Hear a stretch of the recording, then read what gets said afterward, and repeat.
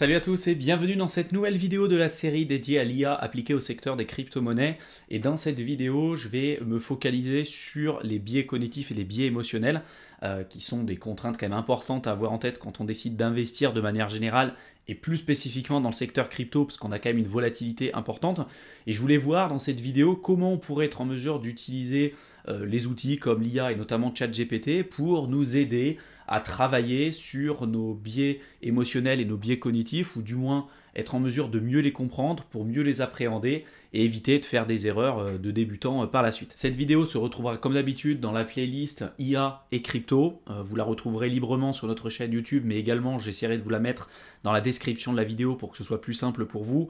Et l'objectif de ces vidéos, c'est de voir comment on peut utiliser l'IA et ses outils, notamment ChatGPT, pour mieux comprendre le secteur crypto. Et il y a pas mal de sujets, en tout cas, que j'ai traités sur les vidéos précédentes, notamment tout ce qui est lié à l'analyse fondamentale de certains projets crypto, comment trouver des projets prometteurs, comment utiliser l'IA pour mieux comprendre le cadre réglementaire dans certains pays, comment se protéger en cas de baisse, comment avoir un portefeuille diversifié, etc., etc.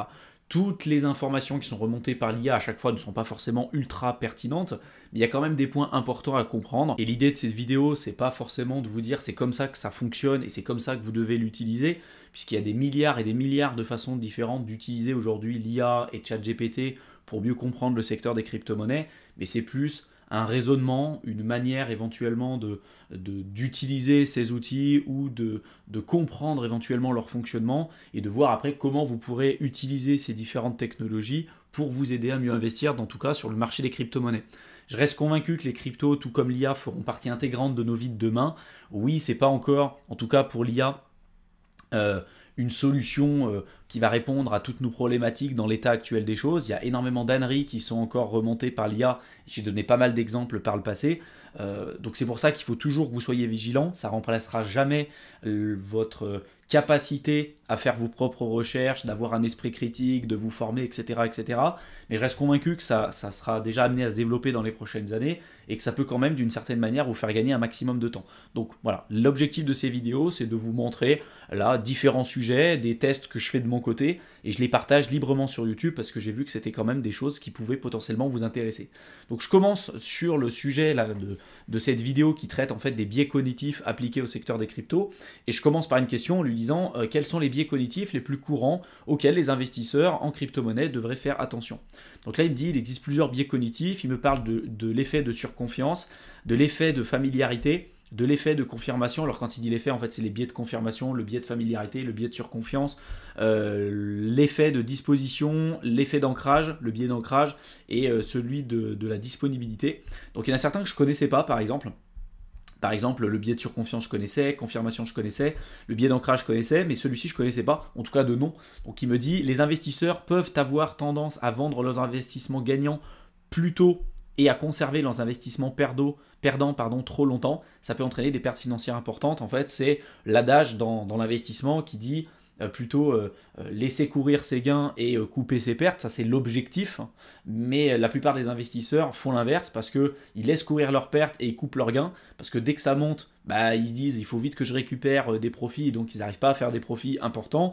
Et quand ça baisse, ils tombent dans les biais cognitifs de se dire Diamond End, pas vendu, pas perdu, ça remontera tout le temps. Moi, de toute façon, je suis là pour le long terme, je fais du DCA, je fais du buy and hold. Il faut savoir qu'il y a 95%, voire même plus, des projets crypto qui ne remontent jamais et qui ne redépassent jamais leur précédent plus haut. Donc vous avez beau faire un DCA sur des projets qui fondamentalement ne tiennent pas la route, c'est pas forcément, qui fondamentalement ne sont pas intéressants, il y a quand même des gros risques à ce que vous ne récupériez jamais votre argent. On a souvent en tête des projets comme Bitcoin ou l'Ether, où on dit souvent, si vous aviez fait du DCA sur du Bitcoin pendant 5 ans, 10 ans, 13 ans, vous auriez forcément gagné beaucoup d'argent. Oui, c'est un exemple parmi l'ensemble des projets crypto qui existent aujourd'hui, mais ça reste quand même une exception. L'Ether, aujourd'hui, on peut se poser exactement la question, on n'a pas autant de recul que pour le Bitcoin, mais attention de ne pas appliquer le fait de faire du buy and hold et du DCA, par exemple, sur du Bitcoin et de l'Ether et de se dire ça sera la même chose sur tous les autres altcoins. Parce que la grosse majorité des altcoins, 95-97% d'entre eux, ne remontent jamais et sont remplacés par des nouveaux altcoins qui eux aussi à leur tour ne remonteront jamais. Donc soyez vraiment très vigilants par rapport à ça. Donc ça, c'était juste une parenthèse, donc je continue et je lui dis comment se prémunir des différents biais cognitifs. Tu donneras un plan d'action étape par étape pour chacun d'entre eux pour qu'un investisseur crypto puisse rapidement s'améliorer. Donc là, il me parle du biais de surconfiance. Étape 1, prenez conscience que vous pourriez être victime de ce biais cognitif. Évitez de vous considérer comme infaillible et de surestimer vos capacités. Évaluez vos décisions d'investissement en consultant différents avis et réalisant des analyses techniques et fondamentales. Limitez votre prise de risque en diversifiant votre portefeuille d'investissement. C'est des informations qui sont quand même assez bateaux, mais qui malheureusement ne sont pas, à mon avis, respectées par tout le monde. Ce qui est important, c'est de voir qu'en fait derrière, il va apprendre encore une fois en même temps que vous allez lui dire quelque chose, il va reprendre les informations qu'il vous a données, peut-être les corriger quand vous allez lui faire des réflexions, et après vous donner des informations qui seront peut-être plus pertinentes et plus intéressantes pour vous. Donc il me donne des étapes pour le biais de surconfiance, familiarité, de confirmation, le biais d'ancrage. Donc notamment pour le biais d'ancrage, il me dit évitez de vous concentrer sur le prix actuel d'une crypto-monnaie, de vous y ancrer. En fait, le biais d'ancrage, pour que vous arriviez à mieux le comprendre, je vais essayer de vous donner un exemple concret. Admettons que je fasse le marché et que je vende par exemple des pommes. Quelqu'un arrive sur mon étalage et me dit bah, elles sont super tes pommes, j'aimerais bien t'en acheter, ça coûte combien? Et bien là, moi je lui dis, tu m'en donnes autant que tu veux, mais sache que c'est des pommes qui sont quand même relativement rares et qu'en général sur le marché, elles se valent à peu près à 3 euros l'unité. Même si c'est pas vrai, en fait j'ai donné un prix d'ancrage, c'est-à-dire que j'ai dit à la base sur le marché ça vaut 3 euros, mais tu m'en donnes ce que tu veux. C'est-à-dire que si j'avais rien dit, peut-être que la personne m'aurait dit, voilà je t'en donne 30 centimes, 20 centimes, peu importe le prix en fait de la pomme. Mais le fait de lui dire sur le marché, c'est normalement le prix, c'est à peu près 3 euros. Je lui donne un prix d'ancrage qui est plus élevé que la moyenne et donc il va avoir beaucoup plus tendance, c'est pas vrai dans tous les cas, mais il va avoir beaucoup plus tendance à augmenter son prix parce qu'il va se dire ah bah ouais, là si ça vaut normalement 3 euros, je vais pas forcément lui acheter 3 euros, mais je vais pas non plus lui acheter 10 centimes. Vous voyez, c'est quand même super important de le comprendre et donc ça après on peut l'appliquer à l'investissement, on peut l'appliquer à pas mal de choses. Dans la crypto par exemple, le biais d'ancrage sur le portefeuille qui peut faire mal à pas mal de personnes, c'est de se dire on a vu notre portefeuille monter à un certain niveau de valorisation. Admettons que vous ayez investi, je sais pas, 10 000 euros, vous arrivez à un bull run, votre portefeuille vaut 100 000 euros, vous avez gagné pas mal d'argent, vous n'avez pas récupéré des gains, donc c'est que des plus-values latentes. Et puis à un moment donné, vous dites, bah, si le marché il monte, mon portefeuille il monte jusqu'à 150 000 ou à 120 000, je commencerai à prendre des bénéfices. Puis au final, le marché se retourne, il monte pas à 120 000, il descend à 80 000, il descend à 70 000, il descend à 50 000. Donc là, on est un peu perdu, on se dit, non mais c'est bon, ça va réaugmenter, si là il remonte à 80 000, c'est bon, je vais vendre. Et en fait, dans notre tête, on a l'impression que notre portefeuille vaut toujours 100 000 ou vaut toujours 80 000, mais la réalité c'est qu'il vaut beaucoup moins si le marché a corrigé. Et du coup ça nous empêche de vendre, ça nous empêche de prendre des décisions qui sont rationnelles, et souvent ces biais cognitifs ils sont quand même interconnectés les uns aux autres. Donc il y a quand même des points importants à comprendre, et donc là ChatGPT nous donne des informations qui sont intéressantes dans la globalité, mais qui ne sont pas tout le temps ultra pertinentes. Donc là, je lui dis plutôt, quels sont les meilleurs livres sur les biais cognitifs et biais émotionnels pour l'investisseur? Parce que bon, je voyais qu'il tournait un petit peu en rond, que c'était des phrases un peu bateau, même s'il y a quand même du vrai dans le fond. Je voulais quand même voir s'il était capable de me donner des œuvres intéressante pour un investisseur, en tout cas pour se renseigner.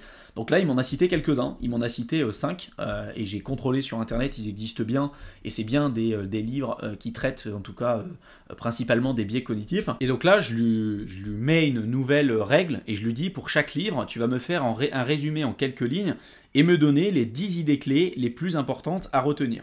Donc là, il me donne le premier livre en disant, avec le résumé, donc ce livre explore les 2 modes de pensée de notre esprit et comment ils peuvent influencer nos décisions. L'auteur examine les biais cognitifs qui peuvent affecter notre prise de décision et donne des conseils pour les éviter. Les 10 idées clés importantes, notre esprit a 2 modes de pensée, rapide et intuitif, ou lent et rationnel. Nous sommes souvent influencés par les biais cognitifs tels que l'effet de cadrage, l'heuristique de disponibilité et l'effet de surconfiance. Nous avons tendance à accorder plus d'importance aux événements récents et à laisser les émotions influencer nos décisions. Il est important de prendre le temps de réfléchir avant de prendre une décision d'investissement et d'effectuer une analyse approfondie. La diversification est un moyen efficace de réduire les risques en investissement. Nous devons éviter de prendre des décisions basées sur des informations incomplètes ou biaisées. L'expérience est un moyen efficace d'améliorer notre prise de décision, mais elle peut aussi nous amener à nous fier trop fortement à notre intuition. Nous devons être conscients de nos propres biais cognitifs et être prêts à nous remettre en question. Les émotions peuvent nous amener à prendre des décisions impulsives et à vendre trop tôt. Il est important de rester calme et de ne pas se laisser emporter. La compréhension des biais cognitifs peut nous aider à devenir de meilleurs investisseurs. Donc là, il a fait exactement la même chose pour les autres livres, notamment pour celui-ci avec les 10 idées clés importantes. Des fois, il s'arrête en plein milieu. C'est pour ça que je lui ai dit termine. Donc là, il m'a fait la même chose pour les autres livres. J'ai pas envie que la vidéo elle dure non plus 3 heures. Donc ceux qui voudront avoir les infos, vous mettrez la vidéo en pause. Là, il s'est arrêté une seconde fois. Donc je lui ai dit termine encore une fois. Et là, il m'a redonné des informations qui sont quand même plutôt intéressantes à avoir dans la globalité. Et j'ai rebondi et je lui ai dit du coup quelles sont les habitudes à avoir concrètement pour un investisseur en crypto-monnaie pour éviter les erreurs principales liées à nos biais émotionnels. Donc c'était une réponse assez vague, mais je voulais voir quand même une question assez vague et je voulais voir les réponses qu'il était capable de me donner. Donc là il me dit éviter de prendre des décisions impulsives, créer un plan d'investissement, éviter de vous concentrer sur les variations de prix, diversifier votre portefeuille, éviter de suivre aveuglément les recommandations d'autres investisseurs, rester calme et objectif et évaluer régulièrement vos investissements. La plupart de ces informations que ChatGPT remonte, c'est des informations qu'on répète en long, en large, en travers sur cette chaîne YouTube, justement parce que c'est la base. Et si vous n'êtes pas autonome, si vous n'avez pas un esprit critique dans la crypto, si vous ne comprenez pas ce que vous faites, malheureusement vous allez droit dans le mur et c'est pas comme ça que vous arriverez à gagner de l'argent tout simplement sur le marché crypto. Donc moi personnellement, je me suis déjà énormément renseigné aussi sur les biais cognitifs, les biais émotionnels. J'ai lu pas mal de livres sur ce sujet-là. Et sur pas mal des œuvres que j'ai lues, on parle souvent du fait d'avoir un bon rythme de sommeil, d'avoir une bonne alimentation, parce que forcément, si on n'est pas bien dans notre peau, si on dort pas bien, etc., ça peut nous mener à avoir une démultiplication, en tout cas, de biais cognitifs, de biais émotionnels, et ainsi de prendre des mauvaises décisions par la suite. Donc ça, c'est super important, et du coup, je lui ai mis l'alimentation et le sommeil peuvent avoir un impact sur nos biais émotionnels et la qualité de nos résultats en crypto-monnaie, sous forme de questions. Donc je voulais voir un petit peu la réponse qu'il pouvait me donner. Donc oui, l'alimentation et le sommeil peuvent avoir un impact sur nos biais émotionnels et la qualité de nos résultats en crypto. Des études ont montré que la qualité de notre sommeil et de notre alimentation peuvent affecter notre santé mentale, notre humeur et notre capacité à prendre des décisions rationnelles. Voici quelques exemples. Donc là, il me met sommeil. Le manque de sommeil peut affecter notre capacité à prendre des décisions rationnelles et augmenter notre vulnérabilité aux biais cognitifs et émotionnels. Des études ont montré que les personnes qui dorment suffisamment ont tendance à être plus productives, plus créatives et plus résistantes au stress. L'alimentation peut également avoir un impact sur notre humeur et notre santé mentale. Une alimentation équilibrée peut aider à réguler notre humeur et à réduire les niveaux de stress. Des études ont montré que les aliments riches en acides gras, oméga 3, vitamine B et en magnésium peuvent aider à réduire l'anxiété et la dépression. Donc je lui ai dit, peux-tu être plus précis? Parce que là, il reste encore assez vague. Il a donné quelques exemples, mais je voulais qu'il me donne quelque chose d'un peu plus pertinent.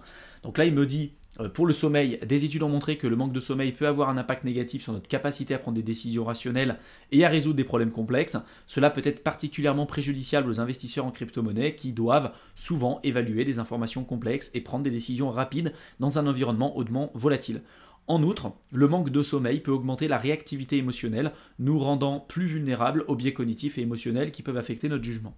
Et là, donc il redonne à peu près les mêmes infos, il me reparle des oméga 3, donc en disant qu'on peut en retrouver dans des poissons gras, les noix, les graines, et en général, le fait de prendre des oméga 3, ça peut être associé à une réduction de l'anxiété et de la dépression. En évitant des aliments transformés et riches en sucre, nous pouvons également maintenir un niveau d'énergie stable, ce qui peut améliorer notre concentration et notre capacité à prendre des décisions éclairées. C'est pareil pour tout ce qui est lié aux activités sportives. En fait, à partir du moment où vous avez un rythme de vie qui est quand même plutôt équilibré, vous allez diminuer fortement vos biais cognitifs. Vous les aurez toujours. Ça ne veut pas dire que même si vous y travaillez dessus, vous arriverez absolument à un moment donné à les annihiler et les supprimer. On est des humains et on aura toujours des biais cognitifs, des biais émotionnels. D'ailleurs, Charlie Munger, qui est l'associé depuis très longtemps maintenant avec Warren Buffett, a fait un bouquin pareil qui traite des biais cognitifs et il expliquait que même eux aujourd'hui qui connaissent parfaitement les biais cognitifs et qui sont pour tous les deux des multimilliardaires et des investisseurs de renom, ont expliqué que même en connaissant les biais cognitifs, les biais émotionnels et en ayant écrit un bouquin dessus, en fait même eux des fois ils tombent dans ces travers de biais cognitifs parce que ça fait partie de la nature même de l'être humain. Donc ça, c'est important aussi de le prendre en compte. Donc moi, je lui ai mis en dessous une question supplémentaire en lui disant, du coup, comment mieux gérer son sommeil et son alimentation. Donc là, il me dit, pour le sommeil, essayez de maintenir une routine de sommeil régulière en allant au lit et en vous réveillant à des heures similaires chaque jour. Évitez de consommer de la caféine et de l'alcool avant de dormir, ce qui est quand même plutôt pas mal. Évitez les écrans tels que les téléphones portables, les ordinateurs et les téléviseurs au moins 1 heure avant d'aller dormir et créez un environnement de sommeil confortable et propice à la détente en ajustant la température et en éliminant les bruits et les distractions.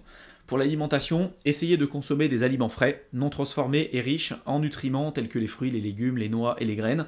Limitez votre consommation de sucre, de gras saturés, donc les acides gras saturés et les aliments transformés. Essayez de manger des repas réguliers et évitez de sauter des repas. Et buvez suffisamment d'eau tout le long de la journée pour rester hydraté. Bon, c'est quand même assez basique, en fait, les infos. En général, on les a en tête. Souvent, on les applique pas tout le temps. Moi, ça m'arrive des fois de me coucher tard parce que j'ai des trucs à faire, parce que des fois, je traîne un peu trop sur l'ordinateur. Donc c'est ok, mais il faut savoir que derrière, surtout si vous investissez dans la crypto, si vous n'êtes pas bien reposé, si vous avez fait la fête la veille ou peu importe, ça peut influencer quand même fortement les décisions que vous allez prendre par la suite et donc vous amener à peut-être être beaucoup plus sujet à certains biais émotionnels plutôt que d'autres. Donc soyez vraiment très vigilants par rapport à ça. Enfin, je lui ai posé une question ensuite, comment puis-je gérer mes émotions et éviter de prendre des décisions impulsives lors d'investissement à long terme dans les crypto-monnaies. Donc là, il me dit d'établir une stratégie d'investissement claire, d'éviter de suivre aveuglément les conseils des autres, évaluer les risques et les avantages potentiels, rester calme et objectif, diversifier votre portefeuille et suivre l'évolution tout simplement de nos investissements, donc de faire une veille de marché. Donc là, je lui dis, il est difficile parfois de rester calme et objectif quand la volatilité sur le marché des crypto-monnaies est importante. Comment faire? Donc là, il me dit développer une stratégie long terme, éviter de suivre aveuglément les conseils des autres, donc il redit un peu la même chose, faire ses propres recherches, utiliser une méthode d'analyse technique et fondamentale, donc coupler les deux approches. Dans la crypto, les deux approches sont intéressantes, plutôt si vous faites un investissement long terme. Donc l'analyse technique, de manière générale, ça va vous donner des meilleurs points d'entrée, des meilleurs points d'entrée et des meilleurs points de sortie. Ça va vous dire en gros quand est-ce qu'il faut acheter, quand est-ce qu'il faut vendre si on simplifie ça au maximum. Et l'analyse fondamentale va vous dire plutôt quoi acheter et quoi vendre. Si fondamentalement il y a des projets qui sont intéressants, c'est pas forcément un signe de garantie, mais ça vous permet d'avoir plus de billes en main pour prendre des décisions plus éclairées concernant vos investissements. Mais c'est pas parce que vous avez un projet qui fondamentalement est génial que forcément ça sera un gage de réussite dans les prochaines années. Il y a toujours aussi une inconnue qu'on ne connaît pas trop. Et moi, ce que je vous invite aussi à faire, donc, c'est d'allier l'analyse technique, l'analyse fondamentale long terme, et d'allier aussi un troisième palier qui va être l'analyse on-chain. Et si vous arrivez à coupler les trois, qui est en fait l'approche qu'on présente dans notre programme Crypto Investisseur, vous pourrez aller beaucoup plus loin dans le domaine des crypto-monnaies et vous pourrez prendre des décisions beaucoup plus rationnelles concernant vos investissements. Donc pour tous ceux qui s'intéressent à l'investissement crypto, qui veulent en savoir plus en tout cas sur le programme Crypto Investisseur, pareil, je vous mettrai le lien dans la description de la vidéo. Donc là, il me dit donc faire ses propres recherches, utiliser l'analyse technique, l'analyse fondamentale, éviter de paniquer et diversifier notre portefeuille. Et donc là, j'ai rebondi là-dessus en lui disant comment diversifier ses investissements en crypto-monnaie, sachant que le cours des cryptos dépend clairement des mouvements du Bitcoin. Et c'est vrai pour la majorité d'entre eux, si on exclut les stablecoins, quand le Bitcoin augmente, on va avoir les altcoins qui vont augmenter de manière plus ou moins importante en fonction de leur liquidité. Moins on a de liquidité, plus on va avoir le cours de certaines cryptos qui vont augmenter à la hausse. Et à l'inverse, c'est pareil, dès que le Bitcoin va corriger, on va voir la plupart des autres altcoins qui vont corriger de manière bien plus significative. Parce que là, pour la plupart d'entre eux, ils ont quand même une liquidité bien plus faible. Donc, comment se diversifier et comment prendre en compte la diversification dans la crypto, sachant que on a quand même des cryptos qui fluctuent énormément les unes par rapport aux autres et surtout qui vont suivre la principale crypto-monnaie qui est là depuis un certain temps, qui est tout simplement le Bitcoin. Donc ça pareil, c'est une approche qu'on présente en détail dans le programme Crypto Investisseur sur comment on peut appréhender ce concept de diversification dans la crypto, mais j'ai décidé de voir en fait ce que nous présentait ChatGPT avec les informations du coup que j'ai pu lui donner précédemment. Donc là il me dit investir dans différentes crypto-monnaies, ça répond pas à la question parce que si on investit dans différentes cryptos, ça corrige pas le problème de la volatilité en tout cas. Investir dans des projets prometteurs, oui d'accord. investir dans des différentes catégories de crypto. Donc oui, là, ça peut être un élément de réponse, mais ça ne corrige pas encore une fois le problème de volatilité. Suivre l'évolution du marché et éviter de placer tous ses œufs dans le même panier. Bon, bref, c'est des réponses quand même assez bateau. Investir dans différentes crypto-monnaies ne nous protège pas forcément de la volatilité. CF, ma remarque précédente. Là, il me dit, vous avez raison, investir dans différentes crypto-monnaies ne nous protège pas nécessairement de la volatilité du marché, car les prix de la plupart des cryptos sont corrélés à celui du Bitcoin. Cependant, la diversification peut aider à réduire des risques liés à un seul actif ou une seule catégorie de crypto-monnaies. En outre, en investissant dans un projet de crypto ayant des cas d'utilisation différents, vous pouvez potentiellement maximiser les gains dans un marché haussier. Il est également important de noter que la diversification ne doit pas être la seule stratégie de gestion de risque, c'est super important et c'est vrai. Vous pouvez également prendre d'autres mesures pour minimiser les risques, tels que utiliser les ordres limites. Bon, ça va être plutôt pour ceux qui font du trading ou qui ont une approche, on va dire, un peu plus avancée, mais si vous faites du DCA avec des petits montants, en général, vous faites un ordre au marché, ça ne pose pas de problème. Évitez d'investir plus que ce que vous pouvez vous permettre de perdre. Oui, d'accord. Effectuer une analyse approfondie, suivre l'actualité, diversifier également votre portefeuille en dehors des crypto-monnaies. Ça aussi, je pense que c'est un point important. C'est des sujets qu'on a traités aussi à de nombreuses reprises avec Mickaël sur cette chaîne YouTube. Parce que quand on parle de diversification, il y a la diversification intra-actif. Donc on peut se décider d'investir dans plusieurs cryptos différentes. Donc dans une même classe d'actifs, par exemple les cryptos, je ne suis pas obligé de tout mettre sur du Bitcoin, je peux prendre du Bitcoin, de l'Ether, etc., etc. Donc ça, c'est une diversification intra-actif. Après, dans une même classe d'actifs, je peux investir de manière différente. Je peux faire du long terme, je peux faire du trading, et même dans le trading, je peux faire du scalping, je peux faire du day trading, je peux faire du swing trading, donc investir plutôt sur des tendances. Même si nous, on est plutôt sur de l'investissement long terme et on ne vous préconise absolument pas de faire du trading, vous voyez qu'il y a plusieurs manières d'investir. Vous pouvez faire aussi de la DeFi, des revenus passifs, vous pouvez faire des masternodes, vous pouvez faire, je sais pas, des pools de liquidité. Il y a vraiment pas mal de choses que vous pouvez être amené à faire. Vous pouvez juste faire du buy and hold et du DCA sur le long terme. Pareil, il y a plein d'approches différentes. Et puis après, il y a la diversification interactif. La diversification interactive, c'est vous dites, bah voilà, j'ai de la crypto, je peux investir aussi dans l'immobilier, je peux investir aussi en bourse, je peux investir sur les métaux précieux, je peux faire du private equity, je peux développer une activité entrepreneuriale. Il y a pas mal de choses que vous pouvez être amené à faire. Et puis même après dans la bourse, il n'y a pas qu'une manière d'investir. Est-ce que vous faites du stock picking? Est-ce que vous investissez dans des ETF? Ces ETF, c'est quoi? Est-ce que c'est plutôt dans des actions? Est-ce que c'est dans des obligations? Est-ce que ça va être sur des métaux précieux? Est-ce que vous investissez sur des secteurs un peu plus technologiques, etc., etc. C'est des approches que je présente plus, en tout cas sur ma seconde chaîne YouTube qui s'appelle Éternel Étudiant. Donc pour tous ceux qui s'intéressent à tous les concepts liés à l'indépendance et la liberté financière, je vous invite à vous abonner sur ma seconde chaîne YouTube. Vous retrouverez le lien dans la description de la vidéo. Là, l'objectif de cette vidéo, c'est pas forcément de parler de bourse ou d'immobilier, mais voilà, la crypto, c'est un super levier d'enrichissement et c'est un super accélérateur financier.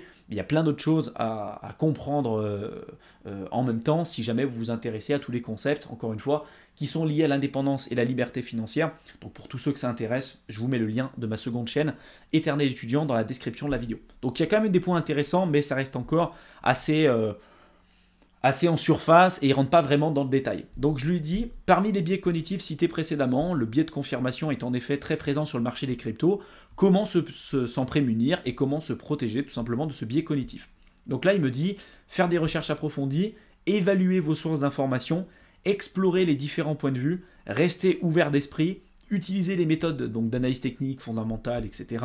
et éviter les impulsions émotionnelles. Ce qui est super important, c'est que les informations qu'on vous présente régulièrement sur cette chaîne, comme oui, faire des recherches approfondies, ne faire confiance à personne, et même pas à nous, uniquement à vous-même, explorer différents points de vue, ne vous focalisez pas sur un seul et unique scénario. Oui, il y a des scénarios qu'on a envie de privilégier plus que d'autres, mais il faut toujours partir du principe que vous pouvez vous tromper. Vous n'avez pas la science infuse, tout comme nous. On a fait plein d'erreurs par le passé, on continuera sans doute d'en faire, et donc pour lutter contre ces biais cognitifs, il faut toujours rester ouvert d'esprit et confronter aussi ses idées. Justement, quand vous pensez qu'un scénario est plus probable qu'un autre, allez rechercher des arguments qui vont venir invalider le premier scénario que vous décidez de privilégier. Des fois, c'est se faire un peu de mal aussi, mais c'est important pour avoir une vision objective, prendre du recul et de se dire finalement, voilà, est-ce que les décisions que je prends, est-ce qu'elles sont vraiment rationnelles et est-ce que la décision que je prends aujourd'hui, est-ce qu'elle sera toujours valable peut-être dans un mois, 2 mois? Et du coup, il y aura peut-être une veille de marché à avoir. Je trouve quand même que dans la globalité, l'approche de ChatGPT est plutôt intéressante, même si elle manque cruellement